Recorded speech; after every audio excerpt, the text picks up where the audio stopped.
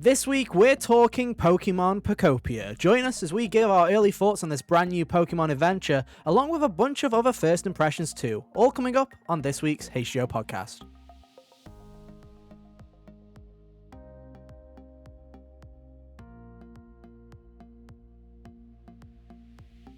Hey, how's it going, everybody? Welcome back to another episode of the HGO podcast. I'm one of your hosts today, Ethan, and joining me, as always, is my good friend Hunter. Hey, Hunter, how you doing? Oh, I'm doing just swell.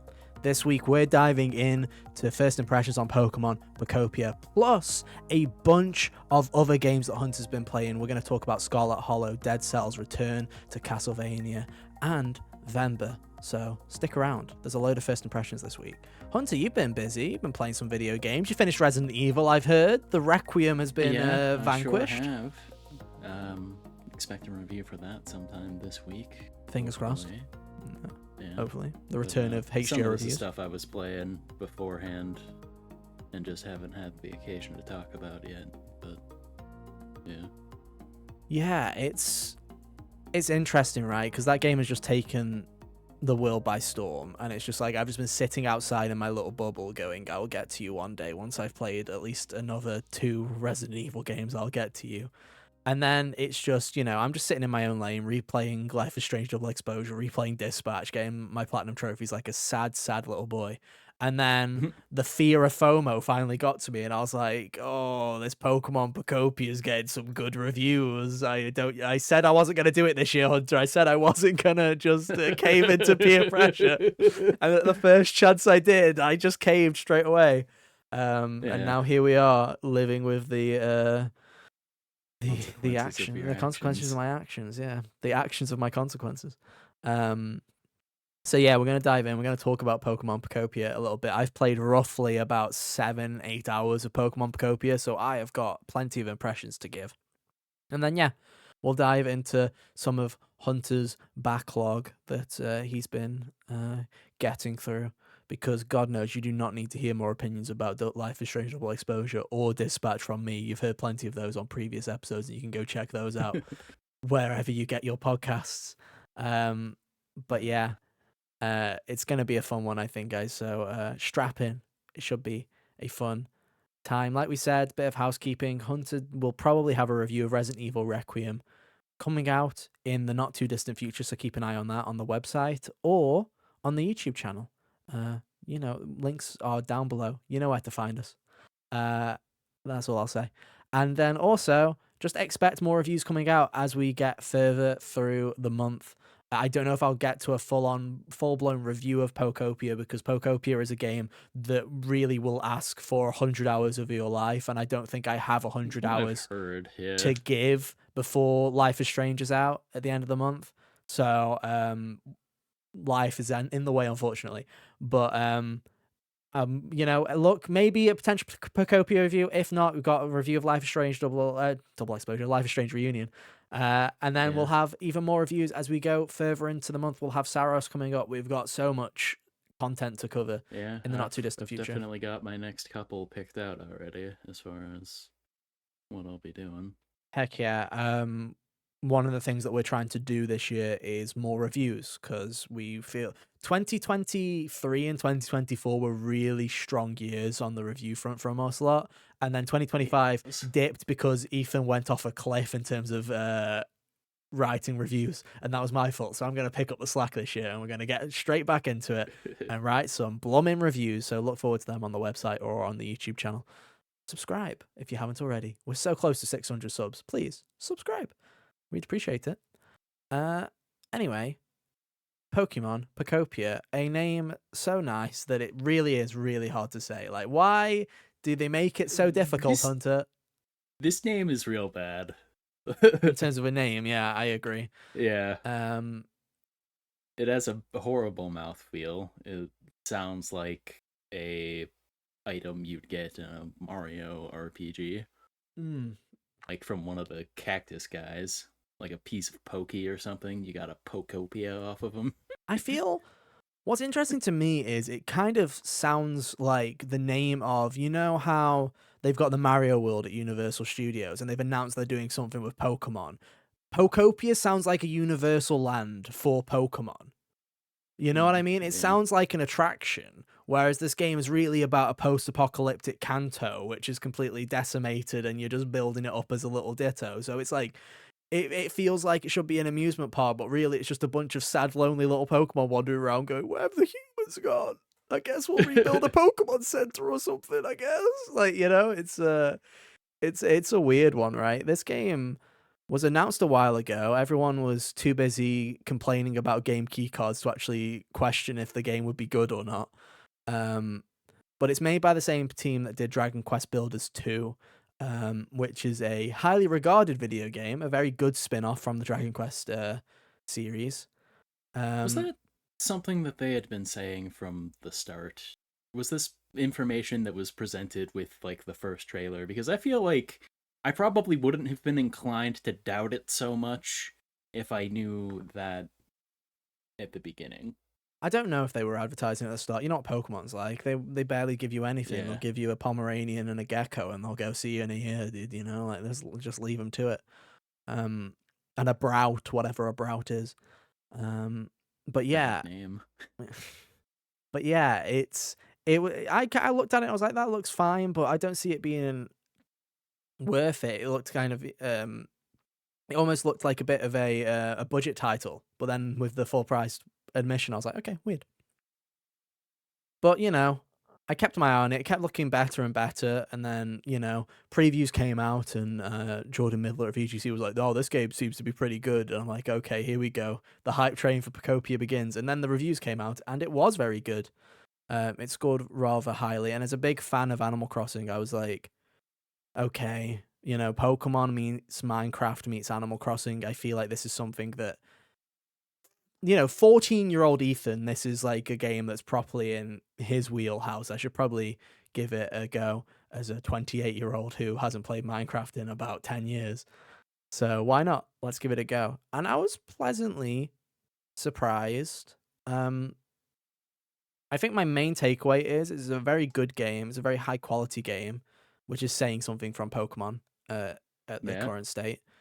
I can highly recommend it. However, and my big caveat with this kind of game is it seems like it's a huge investment and a huge time sink, and I feel like you have to be willing to either A, put a lot of time into it, or B, have this be a back burner game. And what I mean by that is play it like an Animal Crossing, boot it up for an hour or two, do a couple of bits and pieces, play it the next day, play it for an hour, put it down, play it for an hour, put it down. It doesn't, unless you're really into creativity and you're really into, I want to give my Charmander the biggest house that he's ever seen in his life. It's gonna be shaped like his tail, and it's gonna have a little fire roof. I feel like this game, in a lot of ways, it's a lot of doing the same kind of tasks. It's about building habitats for Pokemon, and you're doing the same similar steps. And I can see that getting very repetitive if you were literally sitting there cramming this game in 12 hours a day, you know, 7 days a week, properly giving it, you know, like Pokemon fans do, you know, giving it a proper go at it. Yeah, I guess that's true. Pokemon fans do go crazy. 100%. But I think the game's pretty good. That's my TLDR. The premise, Hunter, is you're a Ditto who you've woken up in this world essentially where humans no longer are around. We don't know, humans have disappeared, and the Pokemon have woken up and have realized that there's no humans that are around. You're a little Ditto who is kind of transformed into a weird little human abomination that looks like their previous trainer just because they feel like it. Horrible homunculus looking thing that it is. Little blobby man or woman or MB, and you essentially you see a Tangrowth. He's a professor apparently. I don't know who gave him his doctorate, but he's, you know, he's thriving, and he's basically like, yeah, we should bring Pokemon back to these lands. So you know, you walk out into the field, you find a Squirtle. The Squirtle teaches you how to water, you know, to water the grass, and then you find a Bulbasaur, and the Bulbasaur teaches you how to plant grass. So then, you know, you get to work. Basically, you're building these habitats to bring Pokemon back. You know, Dittos can copy moves and abilities because that's what they do. So you take these moves Yeah. from these Pokemon and you can use them to terraform and landscape the world and kind of bring life back to a desolated Kanto. Um, I think the one thing I'm really surprised about is, I'm not necessarily surprised about how high quality this game is, because when you say Dragon Quest Builders 2 developers made this, then you just kind of assume the quality is going to be pretty high because that game is an extremely well made product. But I think the thing that surprises me is it's got that old school Pokemon charm. And what I mean by that is Oh, Pokemon games have like been extremely before the 3D sanitized. transition. Yeah, like Pokemon games have been extremely sanitized as of late. The dialogue's boring. Everybody's very friendly. Everybody's the same. Your rivals aren't rivals. They're just very aggressive friends.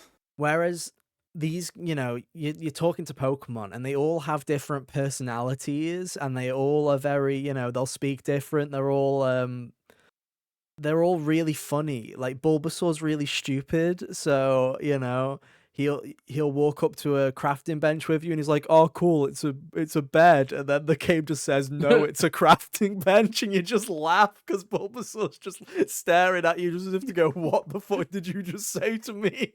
And you just can't help but laugh, Charmander's like a really supportive friend who doesn't want to do any of the work, so you'll spend the whole time doing a side quest, and he's like, respect. "Yes, we did it, guys," and then Squirtle's just like, "What did you do?" And he's like, "I supported you, what do you want from me?" What do you mean we? Yeah, you'll have a Slowpoke who is literally like, "Oh, my paw, it hurts to walk. Can you make sure the path is smooth, like, soft for me? Because I don't want to be, there's a tailing mission where he's like, okay, I'm going to walk to the Pokemon Center now. And he's crawling at a snail's pace. You're just like, oh man, what are we doing here? Oh, There's that's funny. legendary Pokemon involved. You meet Kyogre pretty early on, and he has like a southern accent, like the way he speaks or whatever. And I'm like, That okay, is not what I would expect, but all that. right. But hey, you go, Cowpoke. It's just I'm reading the dialogue and it's extremely entertaining, and I'm sitting there and I'm smiling, and I'm like, wow, it's been a long time since I've seen writing in a Pokemon game where I'm like, there's actually some bite to it and there's some actually interesting moments.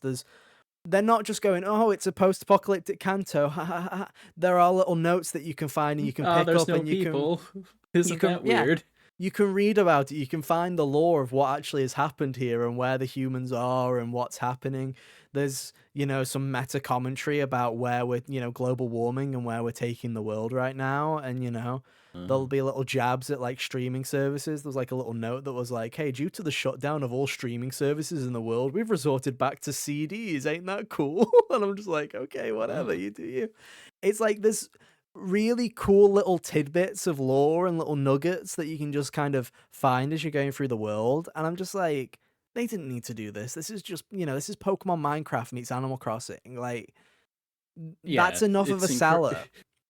that's an incredible like bit of set dressing to put on this game when you consider the fact that they must be going overtime to ruin the environment in Pokemon, considering all of the fantastical nonsense that happens in Yeah. there. I mean, I'm just sitting there and I'm just watching this and I'm like, man, you know, you don't realize how lucky you are because, when my first Animal Crossing game that I played was Animal Crossing New Leaf. And I was, 15, 16 years old when I played that game. And, that's like, part of your life where you've got a lot going on, but you still have plenty of free time to play video games. So I played a lot of Animal Crossing New Leaf, had a great time, made my village the way I wanted it, spent hours, planting flowers and making sure all the paths were the way I wanted, going online, downloading blueprints, you name it, I was doing it, right? And then New Horizons came out, and there was this little thing that happened where we all had to stay inside for a year. It's weird, who knows what happened there? Yeah, But it was like perfect timing. This is idiots one of think the... they can make a podcast or something when you got a year of being locked indoors. I know, right? It's crazy. And now it's like this game's come out, and I'm like, man, if I was in that era, either trapped in my house or young, man, I'd eat this game up. I just play this game constantly. Not because of like, trying to figure out how to get these different Pokemon and stuff like that, but mainly just because it's like the idea of just, getting these desolate landscapes, rebuilding it, building the pathways again, and building houses for my Pokemon. Like, Charmander's my best bud, and he always has been since I was like 6 years old and I played Fire Red for the first time. But now he's talking to me, and I'm like actually best buds with Charmander, and he's my roommate, and he's moved into my house, and I'm like, Oh, hell yeah, this is that's sick. rad. And I'm just like, it's got that magic. If this is a kid's first Pokemon game, what a first Pokemon game for them to have. This genuinely feels like the best spin-off Pokemon has had in years. Like, it genuinely feels like I jokingly said earlier this year before we found out Winds and Waves got delayed, where it's like, I was like, I feel like Winds and Waves will be a return to form. That's what I said. What I didn't realize was a return to form was already coming this year in Pokopia, where it's like, no one expected such a high quality product from this. I think this is like a surprise to most people, really. But it Yeah, is. like I said last week even that, when we were talking about this coming out, I was like, well, previews have been all right, it seemed, or pretty good, but I guess I'm just being a hater because I don't see it, and now it's like it's out and enough people who enjoy these kind of games like it to the point where I'm like, oh, looks like it actually did have something then. Yeah, it's not perfect. It's not like, if you're not a fan of this genre of game, if you're not okay with hyperfixating on a small goal that means nothing, or if you're not okay with the game kind of telling you to take a break, to go, okay, you've done enough now, sit down, this will be done tomorrow.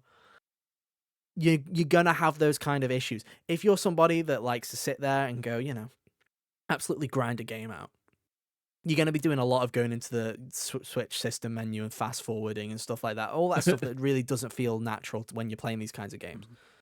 You're not gonna Yeah. have fun there. You're just not. Unless you are one of those weird sickos who absolutely adores time traveling and just getting that instant dopamine gratification from literally doing nothing. But for the most part, if you're in it, if you're just happy to just enjoy the ride and play it for over the course of a month and do a couple of hours here and there, it's like, I got access to this game on Wednesday, um, because I bought it from the Japanese eShop, because I've now become one of those demons, dude, that was like, I would like the extra evening with the video game because I'm not staying up to midnight to play it. Ethan won't time travel, but he will teleport. I did. He took the Ohio right lessons from Life is gozaimasu. Strange. Sumimasen. Oh gosh. And Nintendo's got enough people to sue on their plate at the moment. I don't think they're coming for me. Um About time they put that legal team to good use. I know. But so I got that extra evening with it, and I'm just sitting there, and I was just, it was night, it was 9 o'clock. It's the game's real time, so it's just sitting in the evening, just in a desolate landscape. I'd barely started work. That Charmander and Squirtle were sitting by a bonfire, right? Just having the time of their life, and then I just see Ho-Oh fly over me, and it's like completely unscripted, and you just see, and I'm just sitting there, and I'm like, that's like right out of the end of one of the episodes of the show. it's like the anime, and I'm just sitting there, I'm like, this is the magic that I feel has kind of been lost a bit with Pokemon, where, and it's not necessarily that the games have been bad, because I'm, one of the few people that defend Gen 8 for the most part, and I thought Gen 9 was an absolute broken mess, but when you played it on Switch 2, it was actually a rather fun experience. But I've kind of missed that magic, that kind of bite, where it's just like, I am just sitting there, I'm like, this is just, it just feels special. It feels like a special game. Like the last, I would say the last over 10 years, even of Pokemon, it felt where very much like it's a product before anything else. And, it's fine if you enjoy that product, but, anything, the magic that make you feel like you're 6 again or whatever is probably harder to get with the past several years of the series because of that. And I mean, you get that with I think you get that with every franchise, and you get that with every series. I think there are a subset of people who very much latch on to things from their childhood and won't let go, whether they like it or not. You'll have those fans of Pokemon who will still play every single generation and have hated it since like Gen 4, Gen 5, Gen 6, but will continue to play them because they've got like this extreme hate complex with them, where they're just like, I must play it so that I can call it bad. Yeah. And we've all had those moments. I still feel like I have an obligation to play every Assassin's Creed game, even though the last one I enjoyed was probably a decade ago at this point. It was probably Syndicate, but I still play them every time they come out. I get it, but it's nice to just play a game where it's like, everyone was saying, oh no, Pokemon's missing the 30th anniversary. This feels like a 30th anniversary video game. It feels like a bit of a celebration. Yes, it's Gen 1 slop. Yes, it's set in Kanto. Welcome to the party, okay? But it's not just Gen 1 Pokemon. It does it for a little bit. The first areas, you get Charmander, you get Bulbasaur, you get Squirtle straight away. But then you're in my second area. The first Pokemon I find is a Cinderace from Gen 8, and then I go a little bit further up, and it's like, oh, okay, there's Riolu, and it's like, okay, so there are, it is like they've just picked like 300 Pokemon from the entire franchise and just gone, there you go. There's a mixture of everybody here. Do they explain it? No. Do they need to? No. It's just nice to have a variety of, characters. They're not afraid to do weird things. Like there's like I say, the Professor Tangrowth. There's can't remember what the name of sorry, I'm not a full-on Pokemon expert. I don't remember all 1,000 names of the Pokemon, but is it Scruvit? It's the squirrel Pokemon. There's a squirrel Pokemon who's a chef, and he's wearing he's got like a big pot on his head instead of a hat, and he teaches you how to do food and stuff like that. I don't know this one, so I think it might. Is it Scruvit? I don't know. Scruvit, is that his name? I don't know. Squirrel Pokemon. I don't know what his name is. It's gonna annoy me. His name it's Squavit. Squavit is its previous one. I don't know what its evolution is. Anyway, that one. But you've got that you've got, like say, Professor. You've got that. You've got a Pikachu, which is like heartbreaking. There's a really pale, like ill Pikachu, whose backstory is he's given all his electricity to other Pokemon so that he could save them. And so this little Pikachu's all like anemic and a bit helpless because he's given his life force to save all of his friends, and I'm like, oh, I must protect you. My goodness. This is the bad timeline where Samus never rescued Smash Brothers Pikachu. Yeah, basically, but it's like Greedent, that's his name. Sorry, Greedent. But yeah, it's just it's very charming. It's very fun. I can see you sinking a lot of time into it if you are a parent with a kid who, is really into Pokemon. I feel like this is, with co-op and all that jazz, I think there's a lot to enjoy here. I think, take it at your own pace. Don't rush through it. This game's not made to be consumed in that way. But just have a good time, just sit there, make your own game out of it. If you really like that first area and you just feel like building it up, build it up, build some funny houses, build some structures with friends. There's a whole area. They've turned Pallet Town into like your own little hub, like your own little base world, where it's like you have 4 areas that are all based on areas in Kanto, right? They're all decrepit. You can build them all up. You can build your own stuff there, obviously. But they're all very structured, right? And then you've got Pallet Town, which is basically a canvas. And it's like, okay, you've got your 4 actual worlds, and then Pallet Town, that's your own. Make your own abominations, and you can have your co-op friends hop in here, and you can build it all up yourself. And I'm like, that's great, That's real fun. There's I haven't really talked about how you get Pokemon, but it's like different combinations. Put grass next to water, that builds a habitat that can spawn certain Pokemon. You put things next to trees. Put a punching bag out next to a bench, and Hitmonchan can spawn it there. It's like a load of puzzle, like environmental kind of puzzle solving activities to get these Pokemon to show up. Yeah, just kind of doing the things that you think would attract the Pokemon you're trying to get. and it's got like Animal Crossing kind of systems. Hey, do you want to get me this? Can you get me this item? If you do this with me, it'll raise my health. My affinity with you. If you want to, if you want to spend time with me, I'll teach you an ability so you can turn into a graveler and roll around in the world and then destroy things by bowling into them.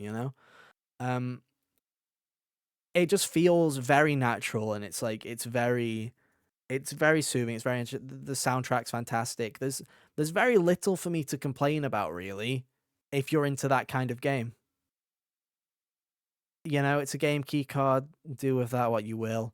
Buy it from the eShop. Download it if you feel so inclined. Do what you want, really. I'm not your parent. I'm not your supervisor. Yeah, do what you want.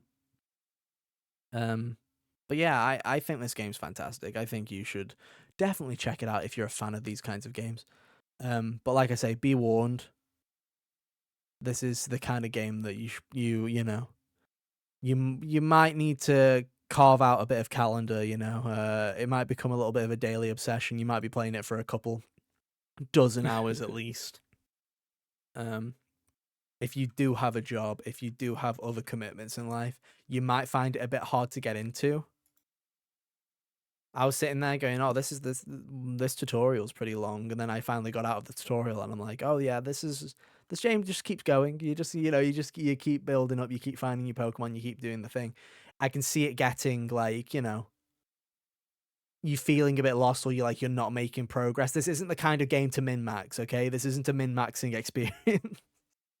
Just kind of I can't vibe. fathom the notion of min maxing in Animal Crossing or a Well, I know the guy that does Cerebi, the website, the big Pokemon website. He was like, I've just rushed through the whole story in like 36 hours. I'm like, you poor bugger. I salute you for your efforts, because you've got to do all that work because you are like the encyclopedia of Pokemon games. But also, that must be the worst way to experience your favorite franchise. You know what I mean? Like, my goodness. Godspeed. Considering that you would think that just make them wait a little bit, especially so that you get like. I'd throw him a bone. If I was Nintendo, I'd throw him the bone and go, have the game a month early, mate. Just get Godspeed. You know what I mean? Just throw him a bone. He's probably done enough for you. Just give him the game a couple of weeks early, like everybody else. Give him a game keycard on me. But yeah, go play it. I don't know. I'm gonna keep it in the back burner. I'm not gonna rush it. I'm not gonna play a lot of it, I don't think. But I think I'm just gonna keep it in the whenever I'm feeling in the mood. Just put it on for half an hour. Find a couple of Pokemon. Critically speaking, it's the highest rated Pokemon game ever. Yeah.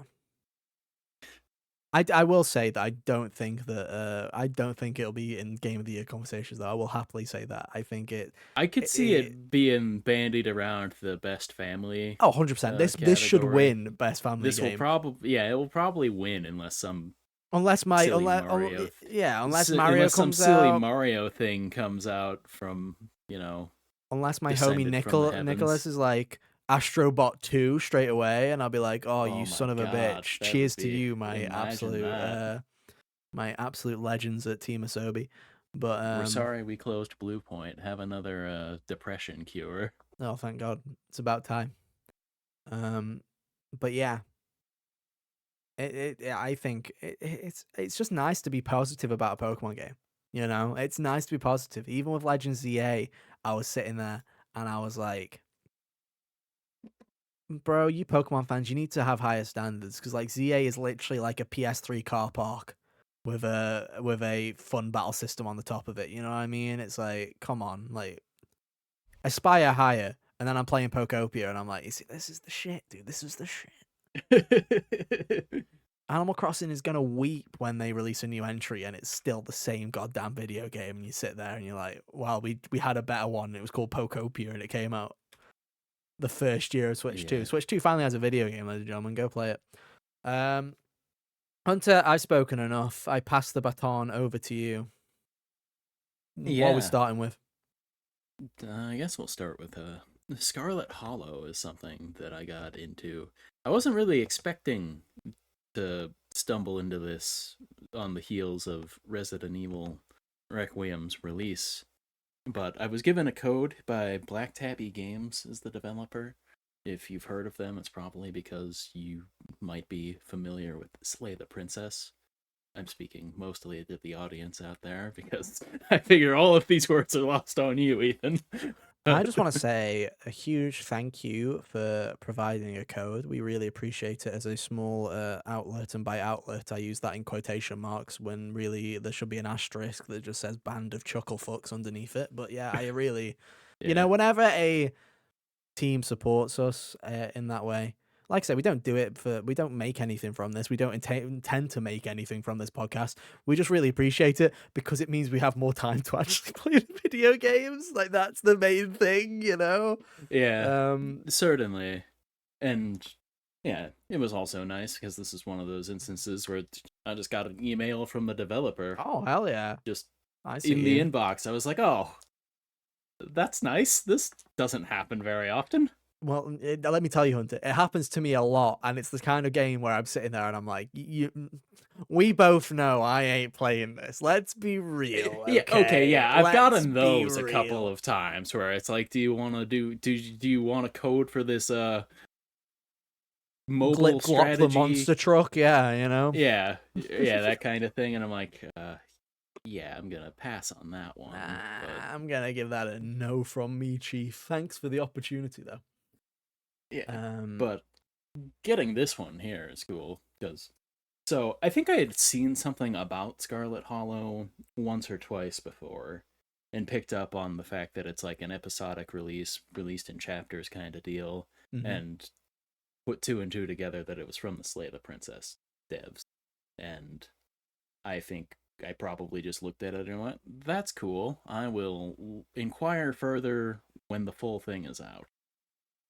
That still hasn't happened yet. I thought that was what was going down when they were advertising, chapter 5 is out now, etc. But no, there's 7 chapters to this one. Oh, they've Deltarune that bitch. Oh yeah, they got you. They got you, mate. They got you. Yeah, it seems to be a day for one for every day of the week. Is how the story seems to be proceeding. Why do we psychologically always go to 5? Is like, I know Life is Strange did 5, but Telltale used to be 6. So why do we psychologically always go to 5 when it comes to anything episodic now? Like, because Dispatch was the same way, where I was like, oh, 5 episodes. I'm like, 8. I'm like, what the, like, you know what I mean? Like, that's a 5. 5 is just one of those numbers that feels correct as far as number of things to have. Like, if it's not going to be 3, then 5 is the next one you would assume. It does, but also it doesn't defy, it defies logic, because if you said to me a 5-part TV show, I'm very weird. That's a very weird number to have, you know what I mean? Like in other media, most of the time it's like it's a 6, it's an 8, they keep it even. So I'm just saying that I don't know why.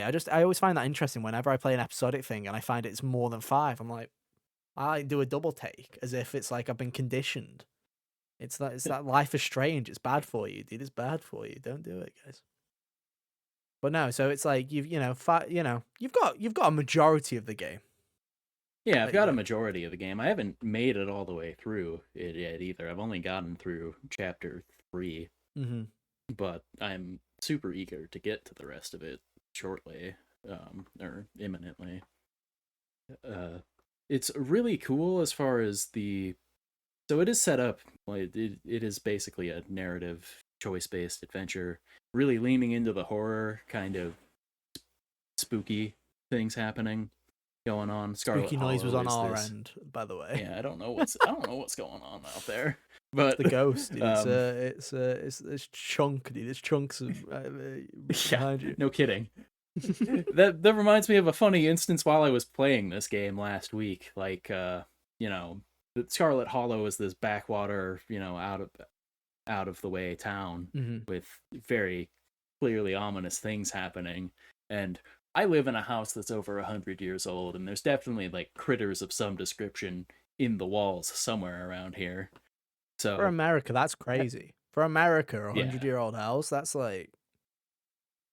prehistoric for you guys. That's actually We Yeah. always wonder why your internet has issues, and now that's one of the things that has answered the question. There you go. Yeah, it's the lead and the beams that just dampens the connections. It's the Or lead, it's whatever. the asbestos, it's the ghosts who are Yeah, all clinging of onto the that. Wi-Fi connection. Yeah. But yeah, just while I was playing the game at one point, like the critters in the walls or whatever popped off, and I'm like, oh, well, that just made everything much more immersive. Only you could say that. I'd be like, oh hell no. Yeah, but I think that it does a really good job at setting the tone and building the tension in a way where after things start happening for the episode, uh, I'm convinced that the other shoe is going to drop like Hmm. 6 more times every time that stuff happens. Or it'd be like I'll be up to the chapter end screen and I'm still expecting them to just, have a guy pop up in the corner of the bedroom where you're sleeping at or whatever Yeah, at yeah. some point. Like once things start happening, I'm never believing in the come down, which I think is good that they're that good at, you know, convincing me that that's going to happen even though I have no real reason to believe so at Hmm. this point. You know, I think that is a good quality.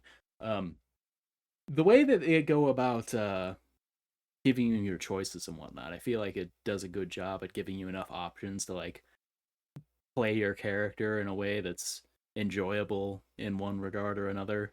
Like, Hmm.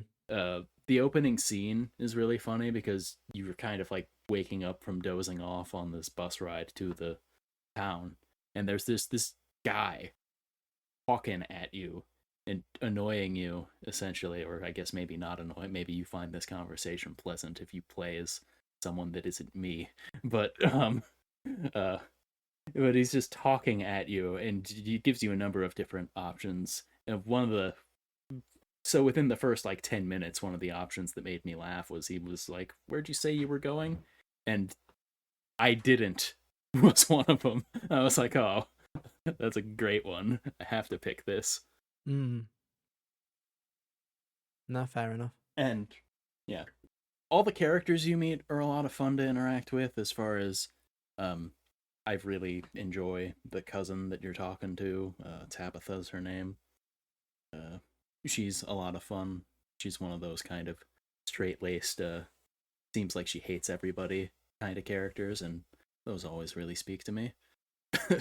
um, the other people in town all got their weird quirks about them and are fun to interact with. On one hand, the optimist in me wants to believe that they are all, have my best interest at heart. But also, the genre savvy, this is a horror game kind of player in me is fully expecting any one of them to just attack me by the end of the story. And as far as like the choice making in it, besides just coloring in how your character acts, um, I haven't gotten to test it out yet, but it really does seem like uh, I've seen where I believe the fork in the road exists, and sometimes it seems like I can just completely avoid the story I would be getting for Hmm. a given episode. Like episode 1, uh, basically this girl named Stella is like a cryptid hunter YouTuber kind of person, and she sees you're new in town and whatnot, and being all friendly, be like, "Hey, come hunt the skunk ape with me or whatever. Hold the camera for me while I talk about some stuff," and that kicks off what happens to you for that night. Hmm. And on many occasions, basically any time that she asks you if you're, how you're feeling, the option to just bounce is there. The option to turn her down and go back to the house is there all the time. So like I'm not usually one to like replay these kind of things. I'm like I just picked the right answer. The rest of Hmm. you are wrong kind of deal with like Yeah, a yeah. Life is Strange kind of game there. But No, it's this true. one I'm sitting here like I want to see what would happen if I just, did do everything in my power to avoid the story, you know? Totally. Maybe that'll be something I test out while I, after I finish the 5th chapter and wait for the other ones. I think the writing's really good. The artwork is solid too. Like, I think that they have a really cool style as far as the illustrations going on there. When they start throwing like the spooky stuff at you, it is suitably grotesque. No, fair enough. There's something about episodic games. It's like say, replaying Double Exposure and Dispatch recently, where there is just something I love. Again, talking a bit about Pokopia, how it's like endless, vast. You can put hundreds of hours into it. There's something I really appreciate about having a video game that just goes to you 7 chunks or 5 chunks, and you just get that big chunk of a video game where the game tells you, okay, you can stop there, come back tomorrow, or do this or do that. You just get that nice little wedge of video game, and it's satisfying. You get that good point where it's like, you can stop now, and I'm like, salute, thank you, I appreciate you. There's just something about episodic video games where I sit there and I'm like, man, I know it's going a bit downhill again in terms of like quantity of these games, but I do appreciate it. I really do appreciate a good episodic game. Yeah, I think that they do have their place as far as I think it's a cool structure to have. I definitely, I was becoming weary of it when there were like 900 of them in the span of 2014 to 2016. Yeah, but totally. Now that the volume is decreased, it feels like we've gotten, weeded out the most of the bad apples there, What do you mean by that? What do you mean by that? Like the Guardians of the Galaxy Telltale game or whatever. I'll have that was a classic. Played. That was a classic. Everyone loves that one. It's my favorite Telltale game. But yeah, I really do appreciate a good chunk of gameplay. I love it. It's like Life is Strange Reunion. I can guarantee you right now, prediction, look into the future. In 1 month's time, when the Life is Strange Reunion review is up on our website, I can guarantee there will be a paragraph of me ranting, why was this game not split into episodes? That will be a rant in that review, because I just like a chunk. I like it. Yeah. Give it me, gosh darn it. The thing that's fun about this one, too, is like when you get to the end of the chapter, it doesn't tell you how other people played or whatever, but it does give you like a little journal thing to, help you keep track of the choices you did make. That way you're not like openly contradicting yourself or whatever the next time you load up the game, which is nice. I like that. Sometimes it's easy to forget what you did if you have more than a day or two in between sessions there. I like the morbid curiosity of checking what other people are doing and whether you're in the minority or the majority. But also, I think sometimes you put too much, you put too much on those choices, and you permit, I like the idea of a game that's just like, nah, it's your story, it's yours. Like, whatever you chose, that's your choice.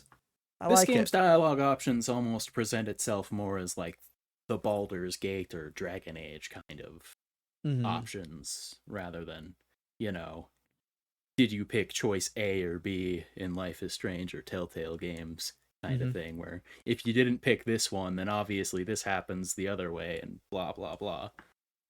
Kind of thing. Yeah, I feel like I see you end up with a Life is Strange. I feel like I too. see like the... Yeah. 16 I feel like different I see options.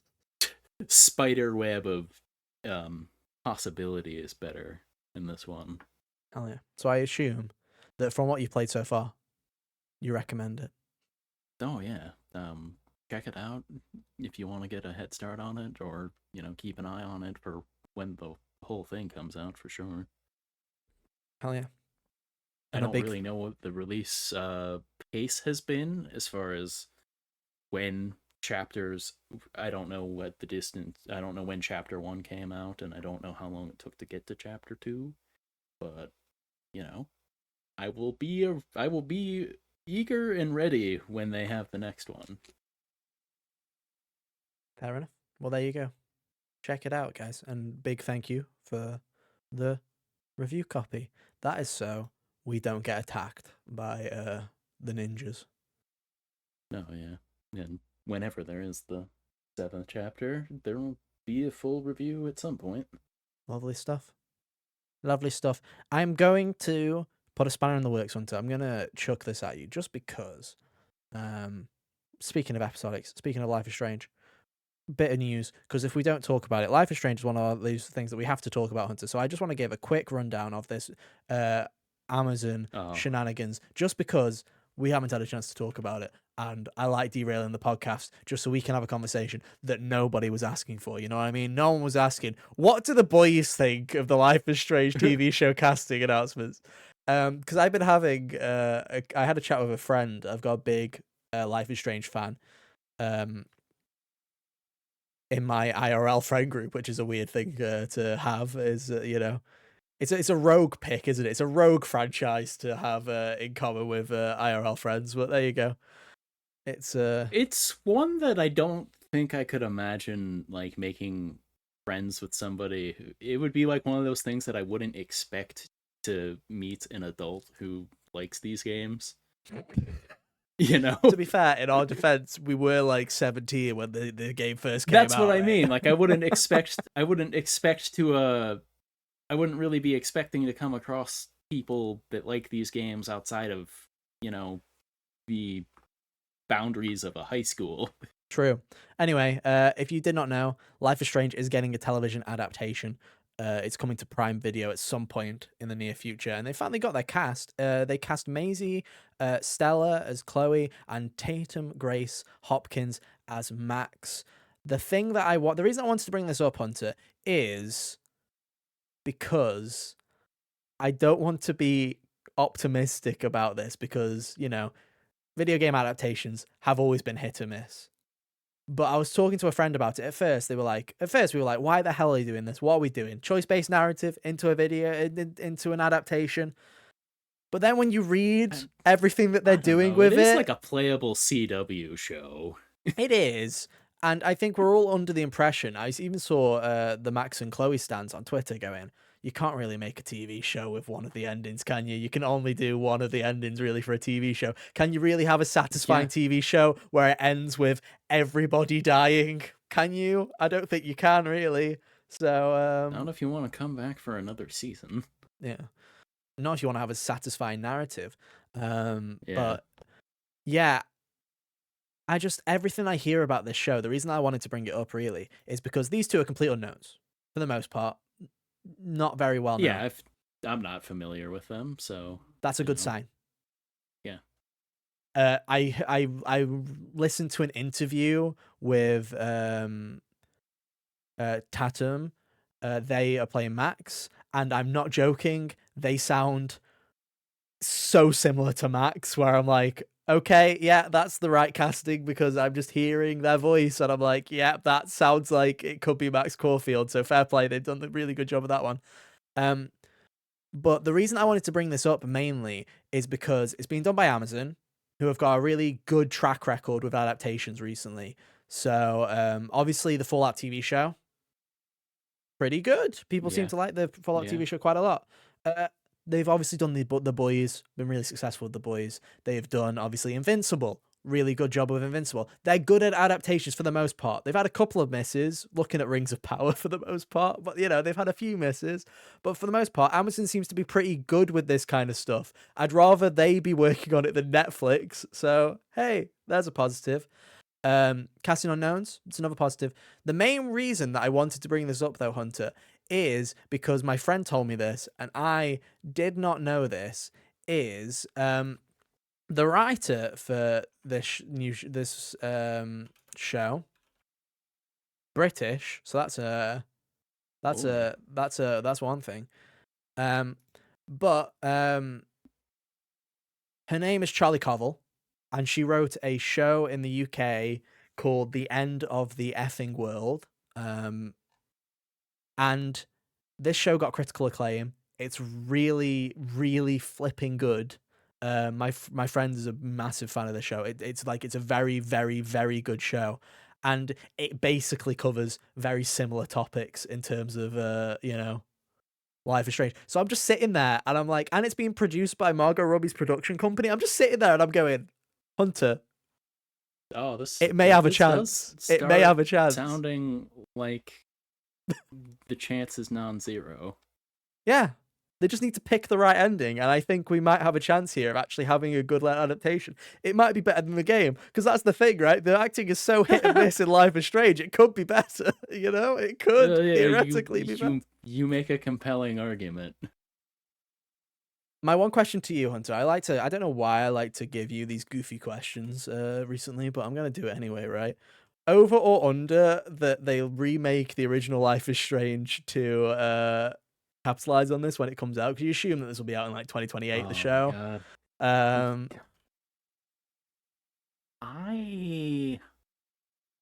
Could they get away with that? Because they already did the remaster. Hear me out. Do you know what they do? I think they go full, this is like full Square Enix, the worst possible outcome. They do remake it, and they get the new cast members to voice the characters. Oh, and that's how they frame it. Oh no. That is my prediction. That is my prediction, that it's the worst of both worlds.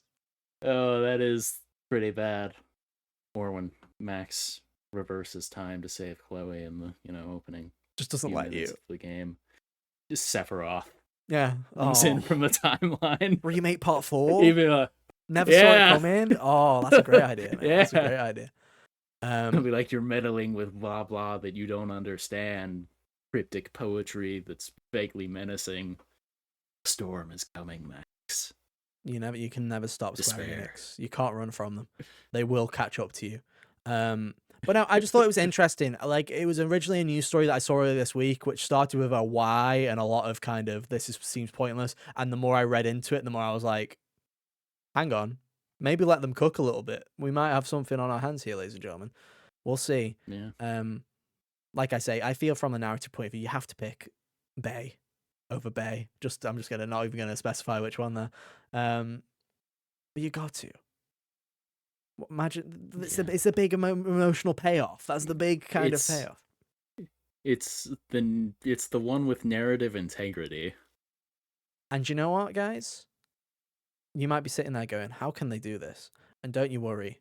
My stupid ass has already, thought of these permutations in my head before, Hunter. I've thought about this. If they made this do you ever do that? Do you ever have shower thoughts where you're like, if they made one of the things you like into something else, how would you personally go about this? Is this just one of my weird things where you sit there? No, I've had the idea. I've had the notion strike me before where it'd be like, oh, you could do a Zelda animated series that just a season is one of the games. Yeah. Where you sit there and you just got to picture all the apparent things where it's like, okay, if they ever did if they ever adapted Persona 5, you'd have to do a chapter a season because that game's that bloody long that you genuinely would just have to, hope to God that you can run for 8 seasons and get to the end. Yeah. Or with Life is Strange, do you know what my pitch would be? The reason that, one of the choices happen is not because Max makes the choice, is because Chloe makes the choice for her. That's how you do it. That's how you take how you take the agency out of Max's hands. That's how you do it. Take notes. Get her to kill us. No, just kidding. Don't demonetize us. But yeah, I think that's how you do it. That's how I would do it. Yeah, I think that would probably be. Take the choice out of Max's hands, and then you can go, hey, in your playthrough, you had the choice, so that whatever ending you chose was canon, right? But in our story, Max didn't have that choice. Chloe forced it. There you go. Anyway. Yeah. Shall we get returned to... That's what I would do. Relatively reasonable way to go about it. I'd also, if it did really well, I'd do Before the Storm. You can probably get away with doing Before the Storm. You could probably get away with that. Don't do the rest of it. Don't do Double Exposure. Just do Before the Storm and leave it at that. Unless you can do double exposure, but good. Unless you rewrite it. Again, this is, shower thoughts, right? It's like I'd make it like an 8 to 10 episode show, right? Then I would do I would personally do Before the Storm. I'd make it as long as 5, and I would literally take the first the 3 episodes of Before the Storm, make those like the first 5 episodes, and add more to the end, more of the breakdown, because I always feel like Before the Storm ends where I'm like, it's about to get juicy. Why are we stopping here? Why are we stopping here? Rush along. You get into the parts where that's the part of the Rachel Amber story I want to see, is the fall, right? That's where I want to see, is like, what happened? Why do you fall out with Chloe? Why does this happen? Why? Those are the stories I want. They just kind of give you enough of the toxic friendship to understand how it happens, but they don't really give you the details enough. So that's what I'd have. I tell you, Hunter, maybe, it's a shame we don't have like a post show or an after show, because, this is the kind of topic where you're just like, hey, do you want to hear what Ethan's crazy pitch for a Life is Strange TV show is? I can talk for that for an hour. I've had those shower thoughts before. Don't you worry about it. I had 3 seasons planned in a movie, guys. Trust me. I didn't. I didn't. It would just be the 2. But I have a great idea for a post-credit scene, but that's staying with me. You've got to pay me, Amazon, for that good bit of nugget of information. All I'll say is it ends with Daniel coming out of the woodwork. No, it doesn't. Anyway, I'm moving on. I'm talking about too much rubbish. Dead Cells. Dead Cells. So the announcement of Belmont's Curse a few weeks ago pushed the little Castlevania button in my brain. Oh, like that needed pressing, bro. Like that, you've already got like a ferocious like gerbil, like pressing it every day. But sometimes Castlevania. Sometimes there's a like bulletproof glass cover over top of the button. Do not believe you. But you know what? Carry on. I'll let you carry on. Well, anyway, I finally pulled the trigger on retrieving a copy of the Return to Castlevania edition of Dead Cells, because I already had the regular version sitting around here somewhere, and I played that a couple years ago. And, I played and enjoyed Dead Cells plenty. When I got through it and beat it the once, I was like, okay, I'm eventually going to play more of this when I buy the Castlevania version, because I'm going to do that at some point. And here we are. And, I fully trust this team whatever permutation of the 2 studios here that is working together with this. I've only got up to like because the way it works, I think, is there's going to be like, I don't know, 5 or so zones that function like the, biomes of the regular game, it seems, where the first one was like the castle's outskirts. I had to putz around, climbing up the walls of in absurdly numerous elevators on the one side of the castle, moving on to get into the, actual hallways of the castle and whatnot. And that's where I am now. I think there will be like 5 areas or something to that effect, if I had to guess. But it does a really good job at just giving you the things you'd like to see. You initiate getting there via Richter's just kind of out and about in the first area of the regular Dead Cells dungeon. And he's like, hey, Dracula's about to resurrect. Help me, flaming headman, etc. And you go and do that. You eventually, you get to part of the first zone, and you can wake up Alucard and steal his shield if you so desire. It was very funny. I've come across blueprints to get other sub weapons, like, as little projectiles. Like I came across the Bible earlier, so in the Castlevania games it functions like a little satellite thing that spins around you. So it'll be cool to implement that. I've gotten one of the other weapons was it was like a bladed tonfa, and I think it does a good job at. It's a very satisfying weapon. You get one hit and you just jump like really far to the side. It's a very good one. It hits pretty hard too. I've been also using it to just cheat clearing over gaps that I don't feel like jumping because it works really well for like horizontal movement. But yeah, I think that the gameplay of Dead Cells is a really good complement to the Castlevania vibe as far as you know, the way it is set up is, things hit you relatively hard if you're not going in fully prepared and all of that. But you also have the power, as long as you're paying attention, to give it back just as good as you're getting it, which is something that Dead Cells has a leg up on compared to the classic Castlevania games anyway. You weren't really given the enemies the business in that way until Symphony of the Night, I would say. But I feel pretty empowered to take out all of these guys that I'm getting accosted by as long as I'm paying attention. And I think they do a good job at translating the old Castlevania enemies into applying to Dead Cells really nicely, like the spear guys that their spears go through like the floors and whatnot to make you pay attention, the axe throwing clowns and all of that.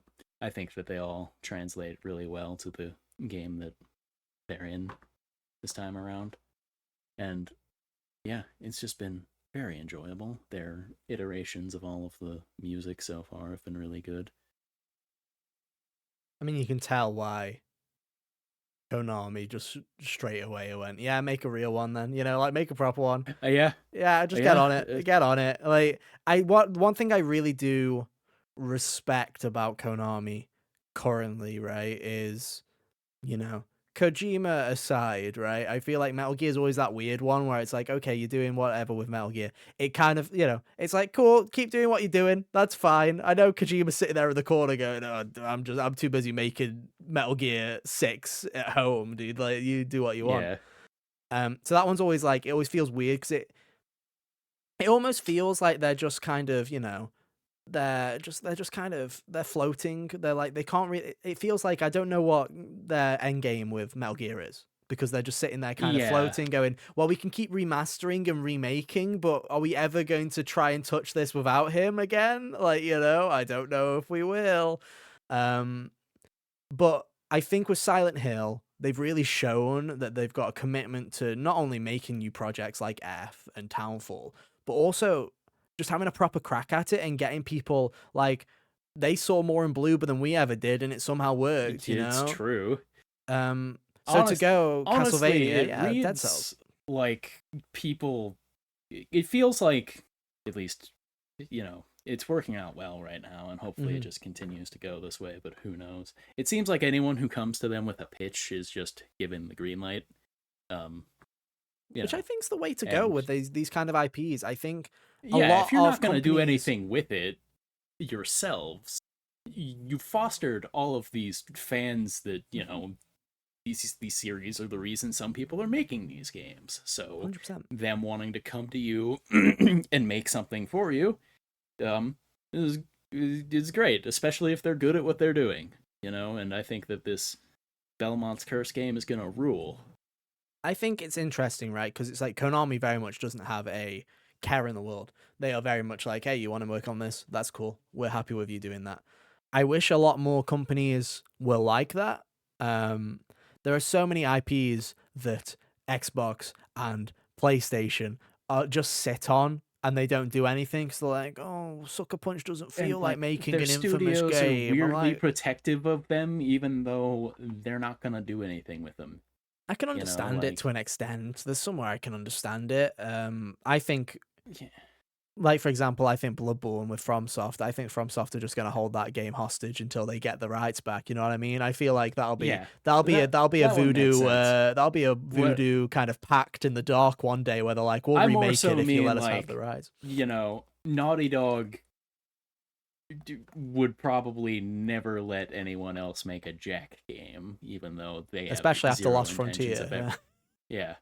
Even though they have zero intentions of ever going back to that, even though we're at the point in, the history of Yeah, video games, where people who grew up playing the Jak and Daxter games could feasibly be, the age to be creating video games now and want to make one in the same way definitely. that we just. And What do you mean? if All the age someone hunter, came they're to our you, age. Of course we're yeah, old enough, mate. We're washed, we're old, we're decrepit at this point. yeah, Yeah, but yeah, you just sit there, right, and you look at it, and they're starting to do bits and pieces. You see Sony, at least last year, were giving Bandai a couple of IPs that they don't really use anymore, and we're working with them on like Hot Shots and yeah, Patapon. I hope that trend continues, just because, like I say, I would like a Gravity Rush port that is good, so Gravity that I can Rush would buy a find a physical nice copy that home on the isn't Switch. that isn't £6 million. That'd be fantastic. But at the same time, I think like Konami's doing a great job. Atari's also doing a pretty good job, where it's like, hey, sure, let's give an indie developer Bubsy if they really want to work on it and make a good, like, have a crack at making a decent Bubsy game. Go for it, because we failed 6 million times. Let's let an indie dev give it a Yeah, go, And Konami's the same way, where it's like, you know can we really make a fantastic 2D Metroidvania like to the same level of standard as beloved indie devs have? Who have indie devs have been making Metroidvanias. That's indie bread and butter. Metroidvanias is indie bread and butter at this point. yeah, Can we beat them? No, we might as well join them. And I think that's like, yeah, it's a really healthy place to be at. And I think, they prove themselves, giving them a project like this, Return to Castlevania, and it's like, yeah, you've aced it. You've done a great job.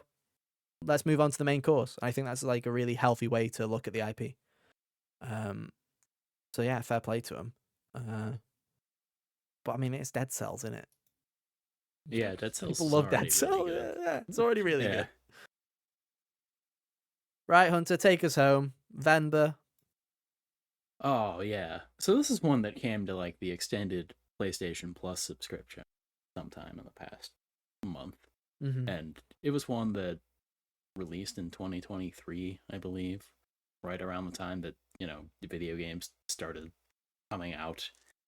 It did a drastic clip. It was like in the fall there, where very quickly we're dealing with Spider-Man and Alan Wake and all of that. So I never got the chance to check this one out when it was released. But it is this very cool, narrative game about cooking in the way that it carries, the way culture is carried through cooking, essentially, Mm. where uh, it's not a cooking game in like the sense that you're really. It's not like Overcooked or anything like that. It's more like a very low stakes puzzle where you just read the instructions and put them together, and if you don't do it right, it just You're not doing it in rewinds real you. life as you go in, mate. You're not. Yeah. That's the real way to play it. Is in the Yeah. kitchen and you make it alongside. Yeah. And if you don't do it right, it just rewinds you. Or if you're going to do something wrong, they'll be like, "No, this isn't right." Blah blah blah, Let etc. me experiment. Yeah. You're like, what if I want to put the lemons in first, Hear me out, or guys. whatever? Just butter. Just butter and just salt. Yeah, that's all you The need. American way. That's all you need. Yeah, Uh, sounds good to me. but yeah, so the story at its heart is this about this family from of immigrants from India who Mm-hmm. they freshly arrived in Canada at the start of the story, and it kind of tracks the their life as they have this child, and the child grows up and all of that. So it's kind of at its heart, the story is about the push and pull of the kid just wanting to fit in, and the mother mostly wanting to make sure that their culture from India is still kind of passed on through their kid, and the give and take that kind of exists with that. I think was a super compelling story for the you know I think it was like a 2-hour game. Sorry, muting my mic. I'm too busy searching through now because this is on my list as well. I will This is on my. I also saw it at the same time. It was like this and like Never, and there's a couple others that have been put on the PS Plus catalog recently that I Yeah, need to get on. Yeah, it's only like an hour and a half, 2 hours. It's a very short game. But I think that's what like it's what like Game Pass and PS Plus. This is the kind of game that they thrive on. Really, is I love finding a short little experience where it's like I wouldn't have necessarily have even, clicked on to actually get this eventually, but it's like as soon as I see it and I'm like, oh yeah, that looks great. Get that downloaded straight away, you know what I mean? It's like yeah, I love it. yeah, But it's definitely one I'm gonna check out. And you can too if you have PlayStation Plus Extra. I always get the it's extra. Premium's the premium one. I yeah. hate these. Premium's And then you've the got Game Pass level 3. Premium, but then you've got Ultimate above Oh my that, and it's just god. like, ah, Oh yeah. Um, yeah. I definitely haven't tried to unpack the tiers of Game Pass since I am not an Xbox player, are you? and Why not, they mate? haven't. Why not? They also haven't offered a free uh redemption of it anytime lately. Never So will, mate. Never will. yeah, it's not gonna happen anymore. But luckily, they just bring their games over to the console I play now, so it doesn't matter. You're not. You don't know yet, mate. You don't know. Asha, she may change her mind at any moment. Any moment. But yeah, yeah, definitely check it out if you have a subscription or not. Just buy your video games. You can do that Yeah, just too. buy it Buy too. I'm sure it goes on sale pretty often. I think it was only like 25 would be the maximum it would have launched at. Right? I don't know. I wouldn't be shocked if it was only 20. It's $15 honestly. on Steam Yeah. right now. So That's not on sale, by the way. That is the full price. So if you get it on sale, it'll be even cheaper. yeah. And I'd But yeah, say it's worth it as long as you know, narrative game that wants to tell its story, I think are always worth checking out. totally, totally. And with that, that's a bunch of first impressions, reactions, and reviews. Let us know how you're feeling about all that stuff. We haven't mentioned, obviously, Hunter, Project Helix, dude. Are you excited for Project Helix, the brand new Xbox console that's definitely not a PC hybrid that you should definitely not worry about? I'm as excited about it as I am every Xbox release.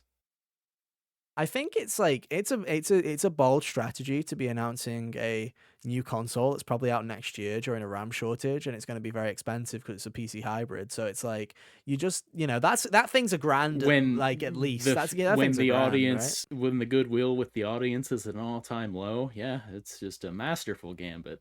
It's an interesting one. We'll see how it plays out. I am interested, not because I'm particularly interested in getting one, um, but mainly just because it's like I don't know It's how the you. train wreck you can't look away from. It is. It's dodging all the mines. It's like, okay, so if it's a PC console hybrid, then why would you develop a native Xbox version if they can just download it on Steam or PC or the Xbox store? So it's like, like, you know what I mean? It's like, oh, will there be native Yeah, it's Xbox games like going forward, or will it just be PC it's games that you play on your yeah, it Xbox? seems like Do all of you this is going around its elbow to get to its wrist. do you like the beauty of playing games on console is you don't, well, sometimes you do have to pick between performance and fidelity, right? But you don't have to sit there and tinker. You just play the game because the game's there. If it's a PC version, does that mean I'm gonna have to sit there in the settings menu turning my ray tracing down to just medium instead of high to try and get it to run? Like, oh,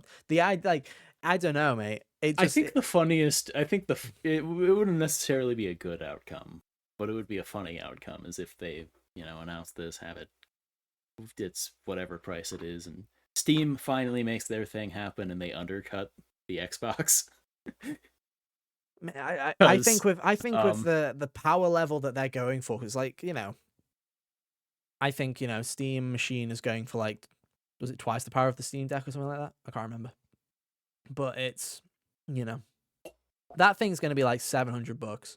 I genuinely think that the Xbox is leaning over $1,000 because if they want it in to be the most like, powerful thing ever, then yeah, sure, it's going to have to be over and like, $1,000. why would you want to buy that? It's like at that point you've hit the level of either live with what you have Or buy a PC, bro. or Get that gaming PC. yeah, You know, spend a couple of grand. Do yeah. what I If you did. You know, just spend a couple of yeah, grand. if you're gonna do it, you might as well go all in at that If you're point. gonna do it, you 'Cause- might as well be a big boy. Get your big boy pants on. Buy your 4080, your 5080 Super, your 5090 Ti, 60 teraflop GPU, and then set that ray tracing to flipping. I don't know, max. I don't know, dude. This is the thing. Is it's like I have a really good PC.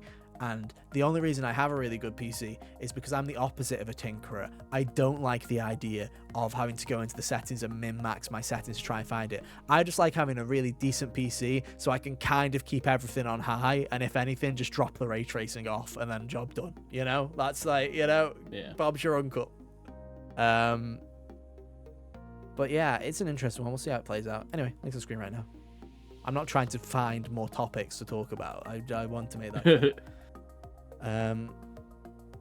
But yeah, the next week, who knows? We're still in the run up to Life is Strange season. I guess it's also technically next week is the last episode of season 6. That's a thing. Not that we really keep track of these things, but it is the end of season 6 next week. Maybe we'll celebrate by burning the metaphorical set to the ground. Who knows? Maybe.